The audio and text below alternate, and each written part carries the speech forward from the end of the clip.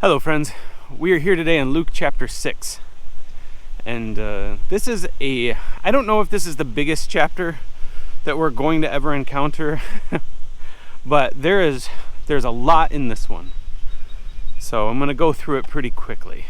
What's happening first is, Jesus is with his disciples and they're taking off grain because they're hungry. The Pharisees basically say, why are you doing that? It's unlawful.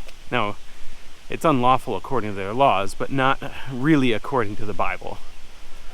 And so Jesus, in this conversation, gives them precedent for what they're doing, and basically saying there's nothing wrong with it. And then he ends by saying, I am Lord of the Sabbath, or the Son of Man is the Lord of the Sabbath.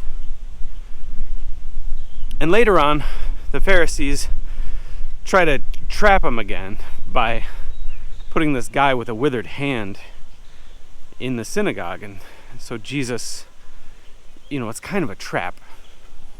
And so Jesus ends up healing the guy's hand, kind of making a show of it.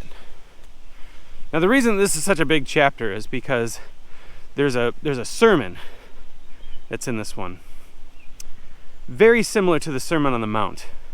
Only people don't call this one the Sermon on the Mount.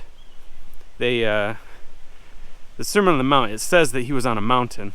And this chapter said that Jesus went up a mountain, and then he came down, and it said, and he was on level ground. So some may call this the Sermon on Level Ground. Some people call it the Sermon on the Plain. And, it's not certain. It's possible, because it was by a mountain, that it's the same sermon. There's some believe that it's the same sermon, but they're both just notes from the sermon.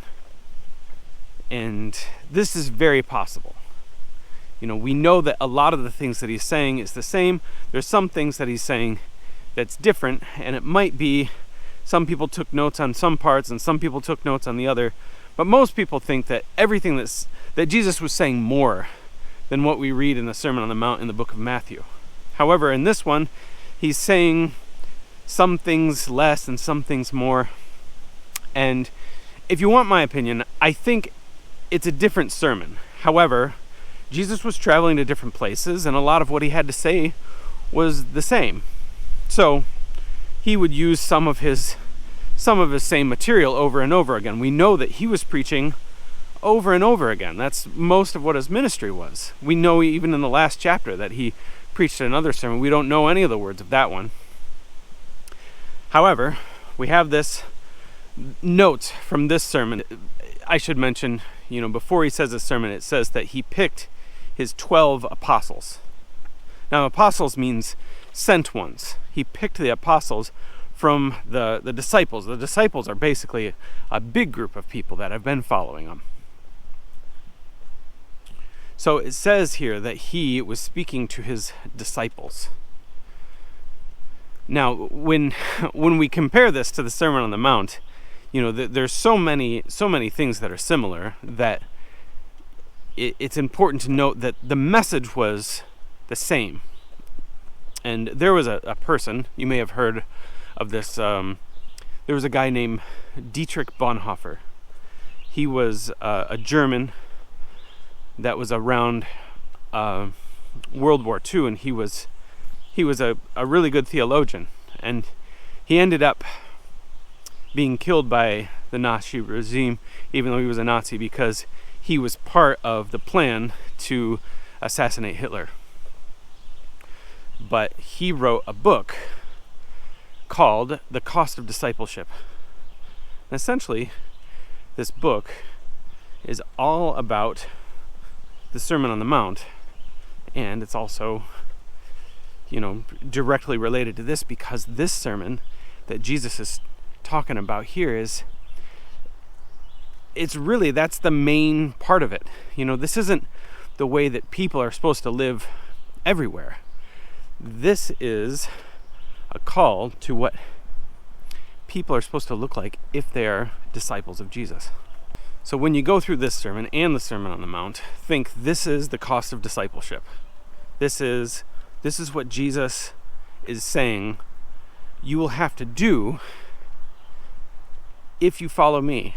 And in some ways, I feel like this one, to me, is more, it's more accurate to call this one the cost of discipleship, because a major difference, he starts both of them with beatitudes. That's another way of saying blessings. Blessed are these people, blessed are these people. But what's different about this sermon is that he gives these woes. Now, woe is just the opposite of a blessing. Woe to you who are full, because you will be hungry. Woe to you who are rich, because you'll be poor. Woe to you when people speak well of you, because they're not going to speak well of you. Now, this is part of the reason I think it's a completely different sermon, because he has a different audience. And I think the people that were on the Mount needed to hear the blessings, because they were probably poor people. And I think that the people that were speaking, or that Jesus was speaking to in this instance, were probably pretty well off. But if you follow Jesus, you need to know that there's a cost to it. It's not just going to be roses all the time. It's not just going to be fun and games and people speaking well of you all the time. There's a quote, I think I mentioned it before on this YouTube channel, where C.S. Lewis said, if you're looking to religion to find, a life that's free of pain, or that's there to make you happy, he said, I don't recommend Christianity if that's the goal. And it's true. The people that followed Jesus closely, most of them were killed because of their Christianity. It's not something that you go into because you think it's just going to make your life better. It's something that you go into knowing that it's the truth, and that you're doing what God has created you to do. And toward the end of the sermon, Jesus says some things I think are really interesting. He's talking about the blind. He said, can the blind lead the blind? Essentially, he's saying, you guys don't have this eternal perspective. You don't know what's out there. You have no view of things outside of the physical world. And he's saying, can the blind, show the blind that they're both going to fall into a pit. I think that's another way of saying they're going to end up in eternal damnation. And he's saying, you guys first need to follow me.